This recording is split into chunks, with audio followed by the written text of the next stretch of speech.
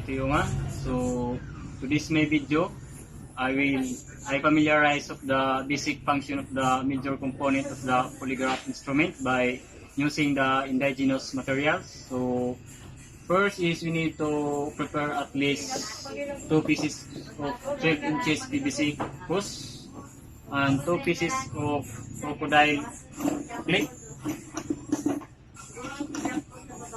This guys, and 1 piece of white cartolina, then 1 piece of 4x12 textile tila to be used as improvised arm cuff, then 1 rubberized ball, then 3 pieces of solid metal or nails, and 1 piece of push pin, 1 piece of pintel pin, then 5 pieces of rope or tie box 1 meter in size, then 1 pieces of empty box, the carton. Procedure number 1. Cover the empty box by using the white cartolina.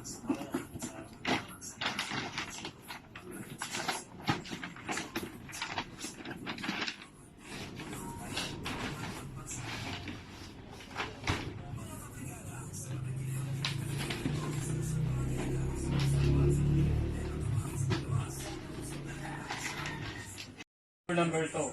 Draw the 4 tracing pin and the spirometer on the cover box.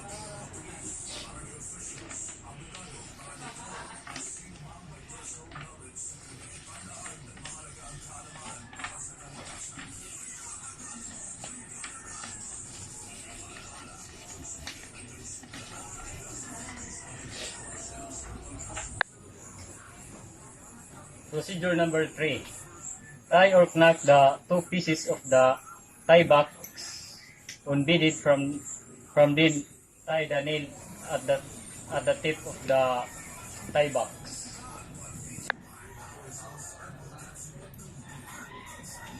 So,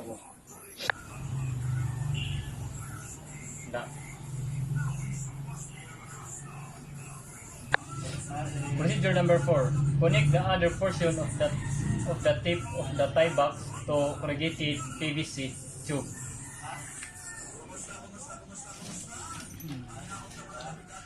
So this is already the cord to the PVC tube. So next procedure is number 5. Make a small hole on the crocodile clip. Cut the tip of the tie box to make it split. Insert the tip of the split cord of the rope into the hole of the clip. Tie the nail to the other portion of the tip of the cord.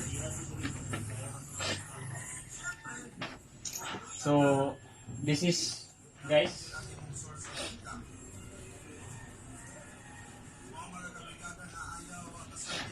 and procedure number 6.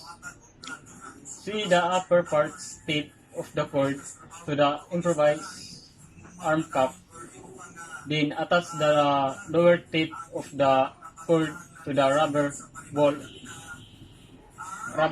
Lock it using the push pin.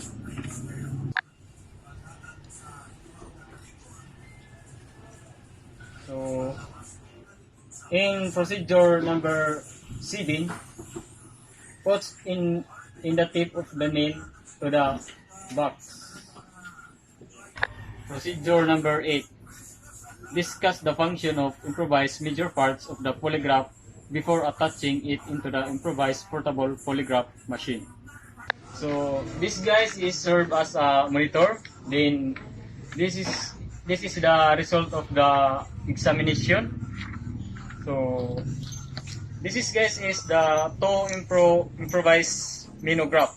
The chest assembly one is used to measure changes of the heart rate. Then the chest assembly 2 is used to trace the breathing of the subject.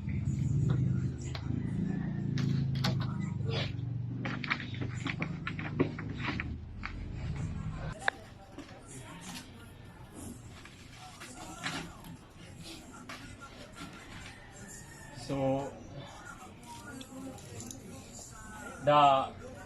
this guys is a galvanograph. This used to record the skin resistance. So it's attached to the ring and the index finger of the subject.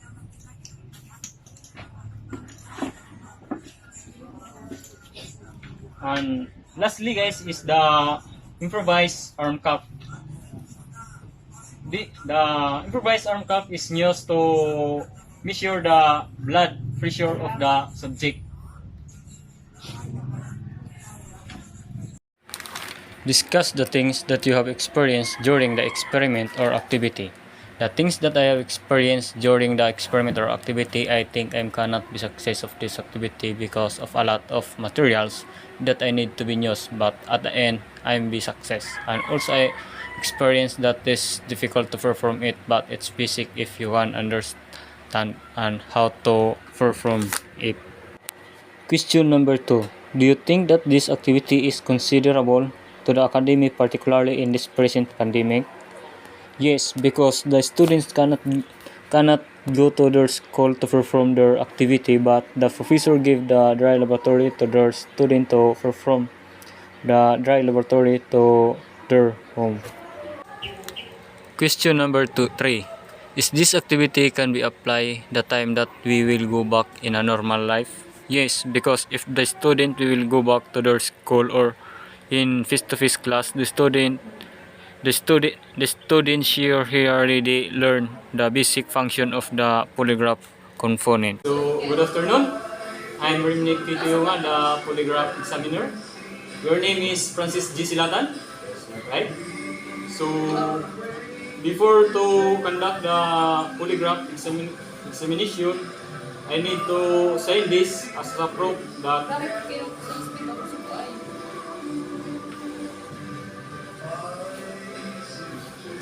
thank you. So before to proceed, I inform to you about the RA 7438. So I inform to you about your right to remain silent and to have competent and independent counsel, preferably of his own choice. So good afternoon. So this is the polygraph machine, the arm cuff, the pneumograph, and lastly is the galvanograph. So the first thing to do is we need the chest assembly, the pneumo one. It attached to the chest part of the subject for the purpose to record the heartbeat. The pneumo 2, its purpose is to record the changes of breathing. And galvanograph, it's attached to the ring finger and index finger. For the purpose is to record the skin resistance. And lastly is the arm cuff.